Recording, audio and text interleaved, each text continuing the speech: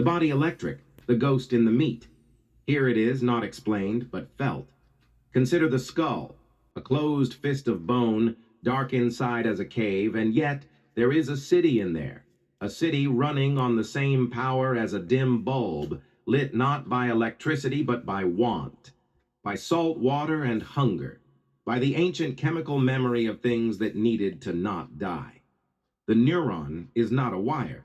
It is closer to a priest, silent for long stretches, full of potential, holding tension like a held breath. It keeps the storm locked out by pumping sodium away from itself continuously, obsessively, the way a sailor bails a leaking boat. The moment it stops, the sea comes in. The charge collapses inward like a door blown off its hinges, and this collapse, this tiny surrender, is what we call a signal, what we call thought. The brain thinks by choosing when to let the ocean in. And the ocean passes the message down the wire, neuron to neuron, each one falling like a domino that somehow rights itself again, ready to fall once more. At the end of every wire lives a gap, a synapse, a void, no wider than a whisper, where the electrical impulse transforms into chemistry, becomes a molecule, leaps the gap like a rumor between conspirators, and relights the fuse on the far side. The signal changes medium. Electricity becomes chemistry, becomes electricity again. An endlessly translated secret, passed in a chain from the edge of your finger to the hollow dark behind your eyes. A thought, then, is not a thing. It is a weather pattern, a self-sustaining storm of activation looping through reverberant networks, neurons catching each other in time, a rumor that keeps finding believers.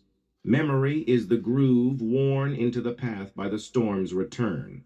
Attention is the city directing its resources toward one district while the others go dim. And the organoid, the brain tissue grown in a dish, plugged into electrodes, learning to play Pong, is the same weather in a bottle, smaller, stranger, sitting under fluorescent lights in a university building, soaking in nutrient broth, firing, learning. The same ancient electrochemical priesthood, but in glass. No skull, no spine, no self to speak of, or is there? Here is the unsettling part.